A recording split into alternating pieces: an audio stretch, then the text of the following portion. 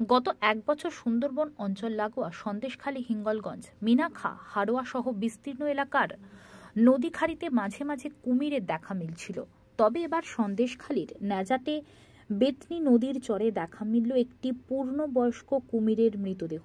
স্থানীয় সূত্রে জানা যায়, উত্তর ২৪ পরগনা জেলার বসিরহাট মহকুমার সন্দেশখালীর বেতনি নদীর একপারে ন্যাজাট বাজার, অপরদিকে কালীনগর বাজার। কালীনগর বাজার সংলগ্ন পার্কের পাশে বেতনি নদীর চরে জোয়ারের জলে ভেসে উঠল একটি পূর্ণবয়স্ক মৃত কুমির।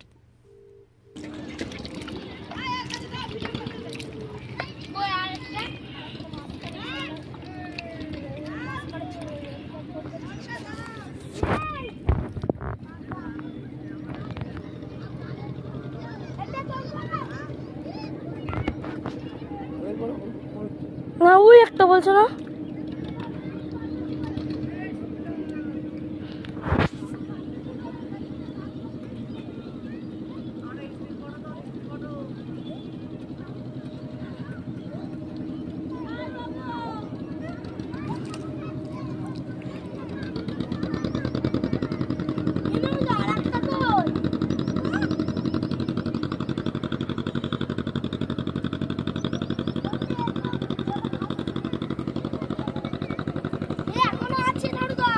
তবে কি ওখানে যাও?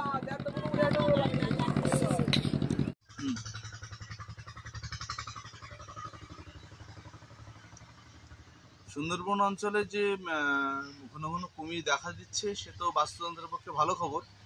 পাশাপাশি সন্দেশখালী সংলগ্ন বিদ্যাধরী নদীতে একাধিকবার কুমির দেখা গেছে, এটাও আমাদের জন্য একটি ভালো খবর।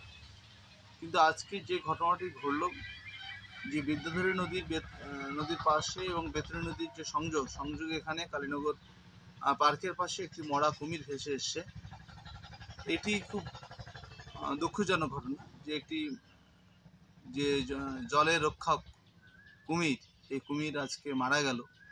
এই কুমিরটি মৃত এখানে ভেসে এসছে, মনে হলো কয়েকদিন আগে কুমিরটি মারা গেছে। তবে কুমিরটি কি করে মরে গেল এটি একটি বড় প্রশ্নচিহ্ন দেখা দিল।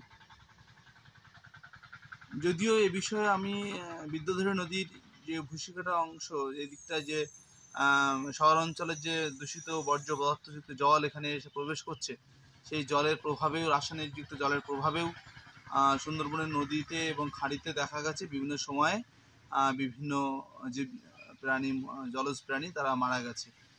কিন্তু এটিও সত্য যে কুমিরটি কিভাবে মারা গেল, এই কুমিরটি পূর্ণবয়স্ক কুমির, সেটি কিন্তু আমাদের কাছে প্রশ্নচিহ্ন রেখে দেয়। সুন্দরবন গবেষক হিসেবে আমি সবার কাছেই আরও বেশি করে সচেতনতা বলবো, এভাবে যেন কখনোই কোনো জলজ প্রাণী হত্যা না হয়।